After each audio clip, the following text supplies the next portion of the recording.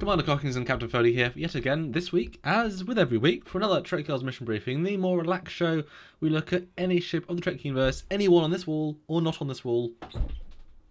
We discuss, theorise, and ask for what you guys think to help us with the full show later on. This week we're going to be looking at the backbone of the Cardassian military and the Obsidian Order, the Galore class. And yes, I have a model. Thank you, Eagle Moss, for having every model possible. With a length of 481 metres, this ship was designed by Rick Sternbuck, and while the Cardassians may have changed up their look a bit over TNG into DS9, the Galore class stayed the same and a constant symbol of the might of the Cardassians.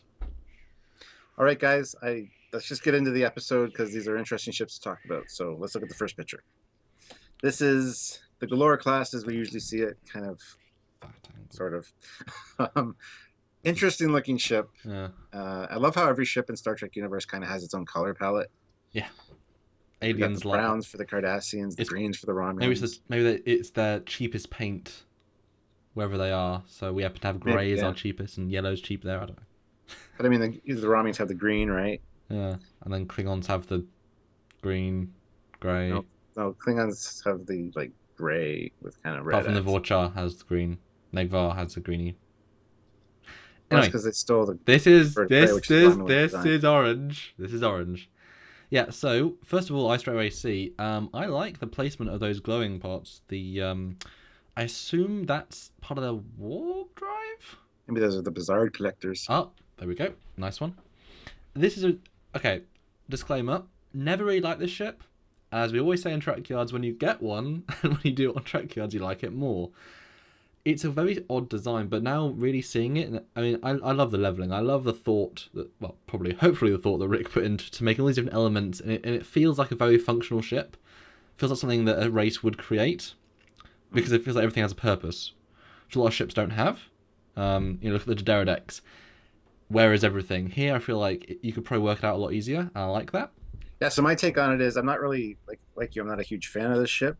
And I never really have been, and I don't have a physical model of it, so I'm still not a huge fan of it. Especially some of the views we see a little bit later. Okay, but let's, yeah. Okay, we'll go back to TNG then. So obviously you were around watching this live. What do you think of their first appearance? And no, don't talk about the silly armor and the neck and the beard thing, but the ship. What do you think of the first little ship? I thought it was ugly.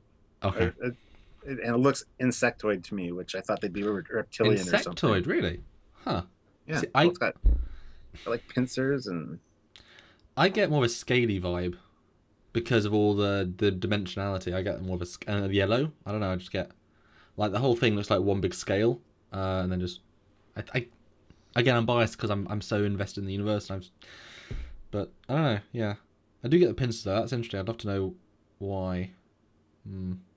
It looks like an earwig almost, that back end. Well, we'll talk about that probably later. Yeah, it's always nice to add organic imagery because it links into people. But yeah, this is an interesting first picture.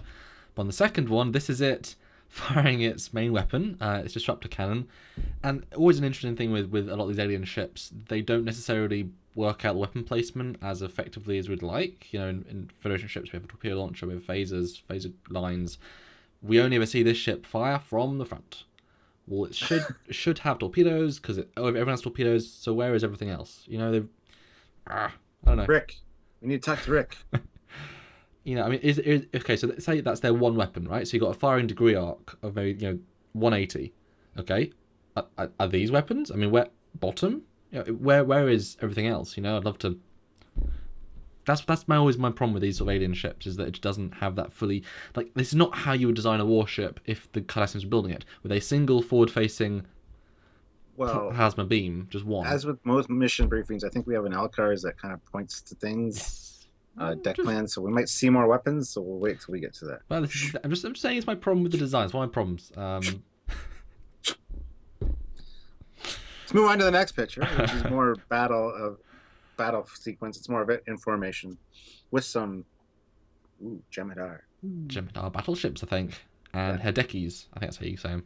Sorry, I say them. It does look pretty nice in a fleet. I do quite like it.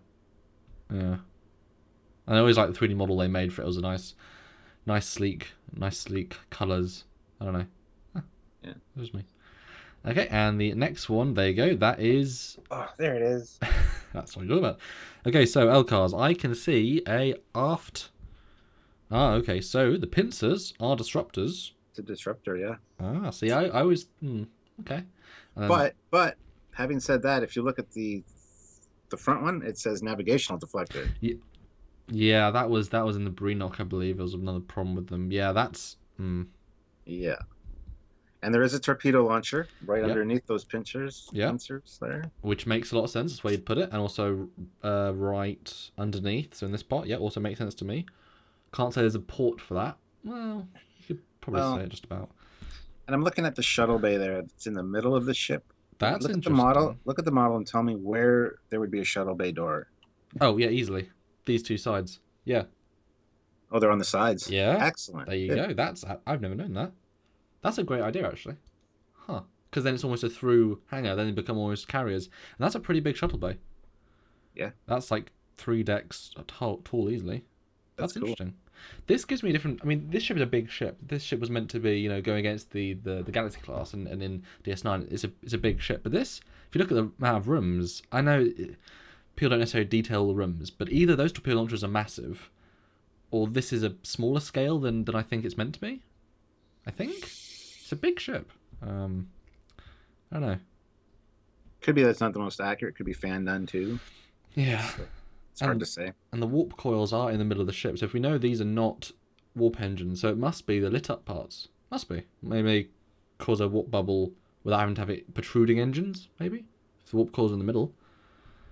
Interesting. And the warp reactor, wow, the warp reactor according to this is in this bumpy bit. Wow, that's interesting. Yeah, it kind of looks like a good target to me. It does. Everybody mentions the bridge being on top, but look where that warp reactor is. It sticks like right out. Hey, look at me. And One hit there and boom. And they've got an impulse engine aft of the warp coils inside the ship. Interesting. It is interesting. And the secondary bridge, that makes sense. I can believe the Cardassians would have a secondary bridge. And the primary bridge is right at the front of the front. Actually, do you think this part is separatable, given how small of a connection point there is? I wouldn't doubt it. Yeah. I mean, they can get away with the bridge, the command crew, because they're just Cardassians. They'll give a shit about the rest of the crew. You could argue that's the saucer. That's the secondary hull. Yeah. Now I'm going back to those impulse engines for a second. There's probably one on each side, and that's. Yeah. Good save. So is there? Okay, yeah, right there. Oh, okay. Perfect. Okay, good save. Yeah, you always got to think 3D, haven't you? Yeah. Okay, well done. Yeah, because length 379 meters. That's a big ship. It's much longer than the Enterprise. Well, it's 74 meters longer than the Enterprise A. So it looks, from this view though, it looks very utilitarian. There's not much room for comfort, which I'm sure the Cardassians aren't big on that. So I mean, with that armor, stiff armor. I mean, they're not going to be. Yeah. Anyway, on to the next picture. This is the shot I always use for photoshops and stuff. This is the Drex files, complete orthos of the model.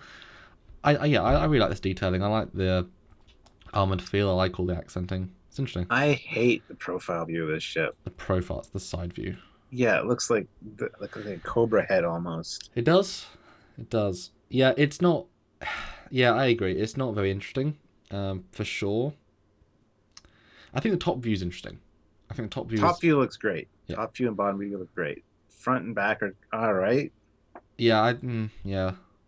But yeah, definitely the best views from the top. But you can definitely see the hangars again in this version. And I think this is definitely the model they because this is a 3D model that Drexler had its Drex files. This is what they based Eagle Moss off, and all the details look like identical. I mean, I can see all the paneling, so this is the one they used. It's good. Cool. But yeah, I like it. I find it funny though that this ship, and you can see a slightly different symbol, but on the wings, this is the shape of the symbol. Yes. And we talked about in the Breenock, they must have loved this design, and they keep going over it, and yeah. Well, and which designer told us that? I believe it was Rick, that Michael Okuda usually designs the race's symbol, and then they usually base the ship designs off of that. So there you go. You can definitely see that in a lot of ship designs. So yeah, but it's interesting. All right, so the next picture is from Star Trek Online, just Yep. another three-quarter view, but The disruptor looks pretty deadly deflected. there. Oh, well, yeah, in this, well, yeah, I guess depends if it's I don't know what canon it or is now. I'm so confused. yeah. And in the Drex Files one, it's much more square. This one's much more rectangular. Gives it a slightly different feel. Makes it feel more like a crystal rather than a. I don't know. I think it's also how the game renders it out. But yeah, I don't know. Don't like this. I don't like this shot as much. Yeah, it's not much to look at, really. Fair enough. The next shot is from one of the incredible battle scenes. Really shows it in a good light while being now is that being attacked or is that shooting? I think it's being attacked because look, it's this explosion on their hull. But it's Look using where a it's- yellow beam, which is not I know, Federation. I know, but look where it's hitting too. It's hitting that warp reactor. Right where it sticks up. Yes. No. Yes. Yes. Yes. Yes. Yeah. I think it's trying. I think actually in this shot it's trying to fire disruptors at the Peregrine fighters, but yeah, good hit, guys. That's gonna blow it up. Yeah, you'd think. But yeah, No, those battle scenes in Deep Space Nine were absolutely amazing, and you know, I know everybody says Star Trek is not about war, blah blah blah. but it's always worth having one incarnation where you see your stuff. I mean, each show has a different perspective. And I love Voyager because you see so many alien ships, so many alien species. That has that true creativity, and they have the budget to show it. TNG, they had the same recycled alien ships over and over again. Voyager, you get to see that. DS9, you get to see the war. TNG, you get to see the character and the Federation a lot. You know, it's all every show has a different element to it to really bring. DS9 brought the battles, which we wanted to see. Poor Galaxy class is getting blown up all the time. And Reliance, God, those Reliance got massacred. Well, they were the red shirts of the fleet, right? All right, so the next picture is a Orthos, the Craxon. Yep, I think that's I remember that. Crew 300. Okay, pretty good. And when we did the episode on the other Cardassian ship, which one? Breenock? That's right. The 8 spiral wave disruptor mounts.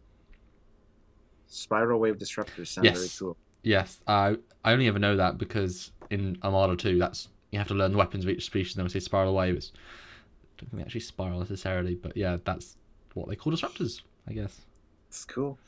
8's interesting. That I think that would imply you got the primary 2 at the back, got a couple up here. That's pretty decent around the ship, especially if this front bit isn't a disruptor. Although theoretically it could have been the refit that makes it into a deflector.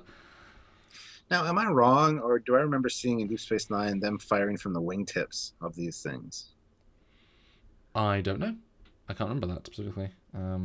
Could just be my imagination, but I seem to recall that. But do you remember in what episode / what battle? No. Okay. I can't remember my name half the time, dude. Captain Stuart Foley, commander of the USS. Well, that's another time. Yeah. And it's a cruiser, not a heavy cruiser, only a cruiser. Yeah. I really want to get to the Keldon class because I like that beefy ship. That's the true might of the Cardassian fleet. That'd be interesting to There's another one to put in the queue there. So. There you go. Yep. So the next one is another full orthos with very odd lighting because it looks gold in some areas. Really, God, the colouring is everything. Because if this was the coloration, the sort of very light pink for most of the hull, it just wouldn't work. And the gold, those colours do not look very good, and that shows you. I know again we're used to these designs, so that makes sense. That fits, but it's a very subtle thing that you can change just to make it look wrong. So, yeah. True. Although, as a model builder, I would personally, if I built one of these, I would like to paint it gold. Okay. Gold, more gold hue than the brown. I think might look very interesting, actually, depending on how it was done. So. And I'd point something out. Now we have sort of seen it in previous models, but this is a good indication. So if you look at the side view, you can see the hangar doors. But if you look at the bottom view, they also look like hangar doors. Same shade, same style. That's interesting. So I mean, if you look at if you're being more of a carrier, which we never saw really in the show, you've got four hangar doors either side, and then one front, one bottom. That's a hell of a shuttle contingent. Although if you're trying to, if you go back to that L-cars, I mean, that shuttle bay was pretty big. It took up a big bulk of that middle part of the ship. That's a big part of the ship. So yeah, but I think Hideki is always a strange one because are they fighters? Are they independent ships? Because they serve both roles. So but there's so many of them in the show. It would make sense they go inside the Galore if the scale works. I don't think it does, but if they did, I think it's meant to be for smaller ships. But it's interesting. Yeah. right, so next picture is a great shot. I absolutely love this picture. The Galaxy class or Enterprise shooting at it. The So first one we see. yeah, Yeah, and it looked. Yeah, yeah. Again, I love the glowing orange bits. I think they work really well, and it was certainly a fun thing. I love how this is a ship that looks as good then as it does now, and it kept going. Well, I didn't necessarily like them very much I'm not the biggest Cardassian fan at all, but I certainly liked them better as time went on, and certainly by the war parts. But this ship looks as good then as it does at the end, and you can definitely see the hangar doors on this one. So that definitely a thing to ask Rick, because that again has to be added to the model, has to be thought put in. It's interesting. yeah. I look forward to talking to Rick about this Mm. now that we've had this mission briefing, and there's so many things being brought up that I never even thought of before. Yeah. But this shot is very dynamic. Yeah, it was a good introduction. Yeah, and so the last picture is some ink drawing versions of the ship. Again, for all those, you can definitely see the aft hangar, or is it, no, it's the front hangar. Very obvious with the front hangar. Yeah. Yeah. Wow. Again, I love the. I mean, can you just imagine though, being back in the 80s when it was designed? Was it a first series? No, it wasn't a first series one, but having to detail. You've got the shape, great, but then how do you draw these little details, all these different panels? Like takes a certain man, Rick Sternbach, to design, and it looks good. Again, I'd say it's grown on me over time. So, Stuart, any last thoughts on the Cardassian Galore class? Still not a big fan of it. I mean, maybe after I get a model of it, like usually that increases my appreciation for a ship. So I don't know, but as of right now, I was not a huge fan, and I hate that side profile look. Ugh. Yeah, I think they should have developed it more, and rather than sending out a bajillion fleets of it, we should have seen the hangars being used and more details. That would have been really cool to see. Absolutely. And that is it for another Trekyards mission briefing. Fun ship. Definitely we have to get Rick on board to talk about, and we look forward to that, as we do with every designer interview and show. So, guys, if you want to help Trekyards coming to you every single week, then please click on this Patreon down below in the comments and support what you can, because we can't really keep the show going without some support, and the more you give, the more we can do. It's that simple. So, that's it pretty much. And if you have a ship you really want to see, either mission briefing or main episode, let us know in the comments below. Yeah, that's pretty much it. Anything else, Stuart? No, that's everything. Just tune in next time, guys. All right, bye. Bye.